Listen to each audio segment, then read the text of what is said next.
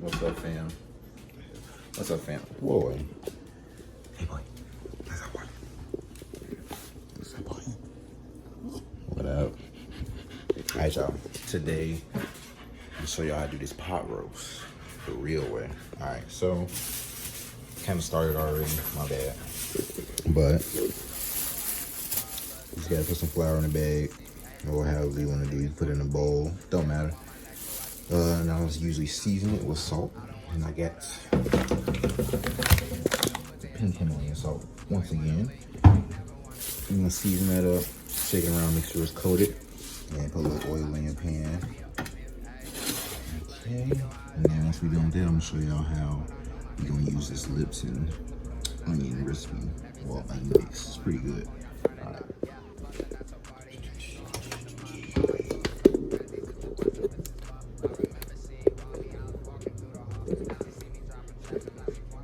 What's up, Chase? All right, heat the pan up.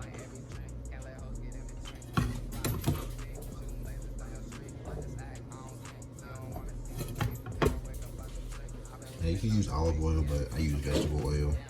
Really don't matter unless you're trying to be real healthy, but vegetable oil works just fine. So all you gotta do is just getting a light brown on both sides, so it can have a nice little crisp when it's done.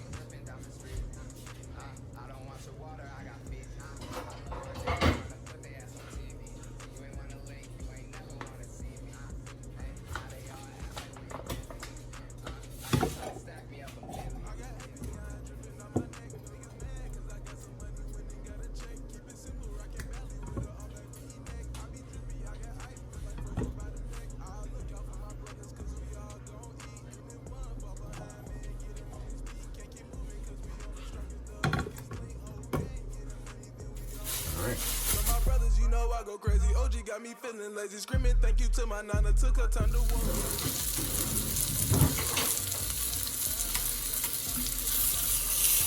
Nice brown on both sides. Yeah. My mama like it a little crispier. She always used to tell me that when I was cooking for her. Why you gonna make it crispier? You don't want to burn it, but I like burning stuff. But take away the quality once you burn it, because then you just taste burnt.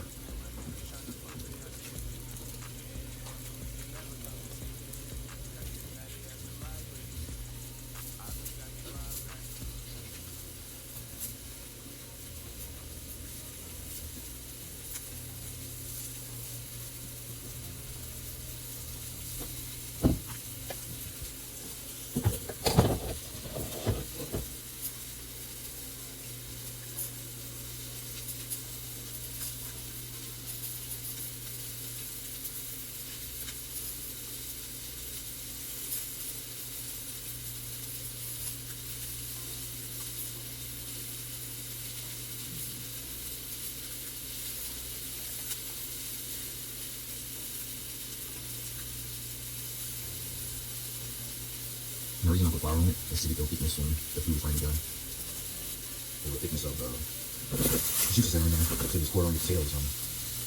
That's what I do. Yeah. Just the sides.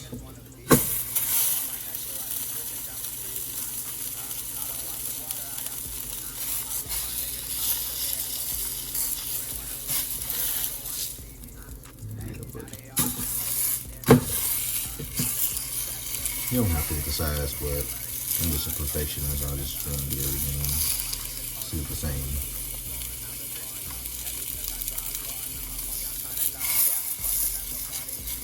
But still cook the same regardless.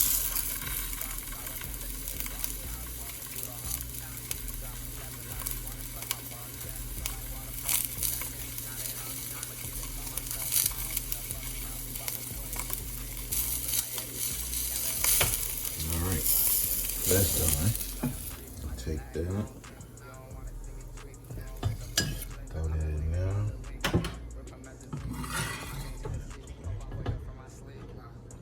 Take this. And we're going to throw a little bit of water on the top. Just so you can cook it, because it's not going to cook just dry like that. I mean, you can get a little bit of juice out, but you gotta add a little bit of water so we can add the Lipton seasoning.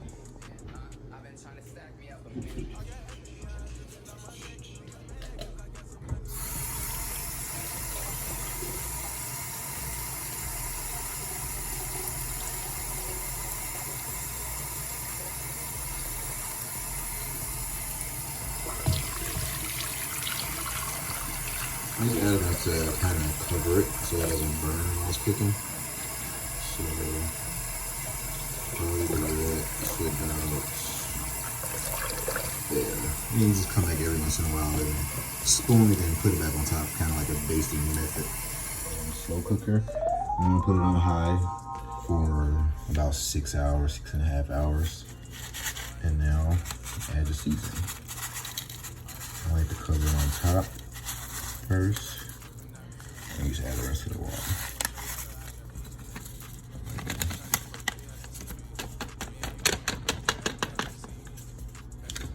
And then, like my mom used to do it, spoon it a little bit, get it wet. Because regardless, it's gonna season it anyway. No matter if you wash it off the top.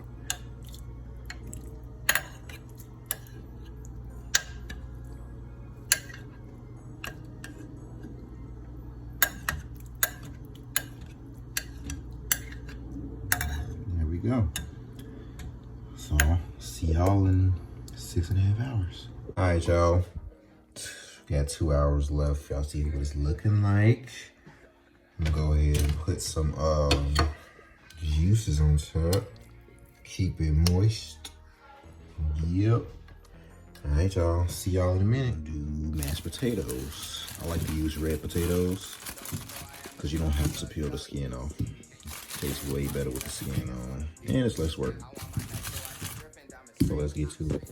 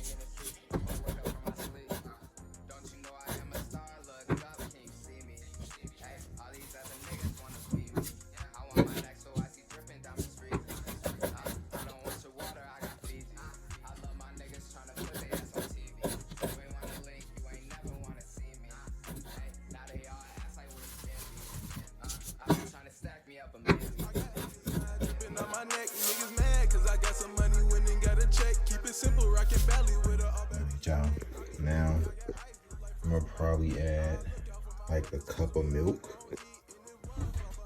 That usually is good enough. You don't need that much. You don't want it to be like them church mashed potatoes. That's the worst. Let me do this. Let's see what we have to do. You need that much. You can butter this up.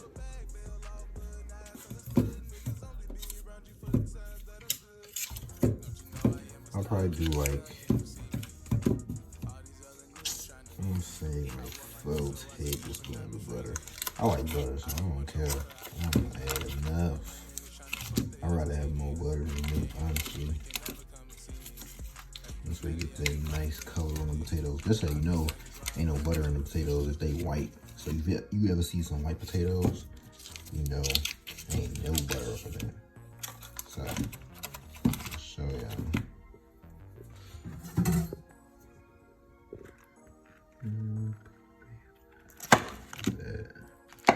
Break it up.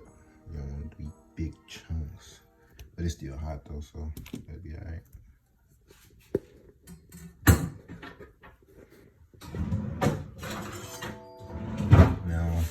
my mama, she used to show me how she do potatoes, and she used to use the mixer, like with the 2 forks at the end. I used to just mix it up like that.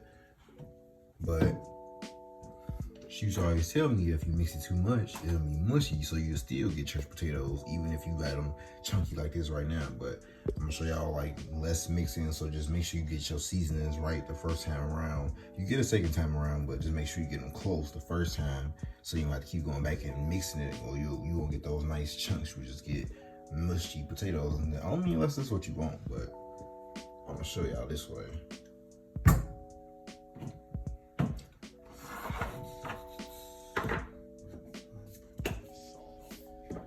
So for seasoning, I do onion powder, garlic powder, and I do seasoned salt, because that's the way my mama make it. But you can use regular salt, Himalayan salt, as I use as well. And you can put a little black pepper. I mean, I don't really care for it, but you can put that in there, and then I finish it off with some green, and I put chives in it. You can do fresh, or you can get the dry kind. Dry is more accessible, because I mean, you use fresh ones, you gotta use a whole little stalk, and that's really gonna happen unless you feed a lot of people. So I'm gonna get that onion, garlic,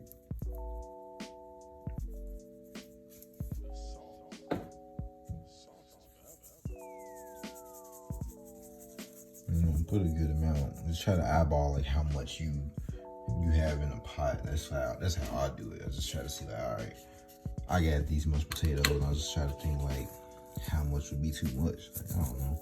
It's just the way I think. I don't think everybody think like that, but you never know. Wish I had my tripod so we got hard mixes, y'all.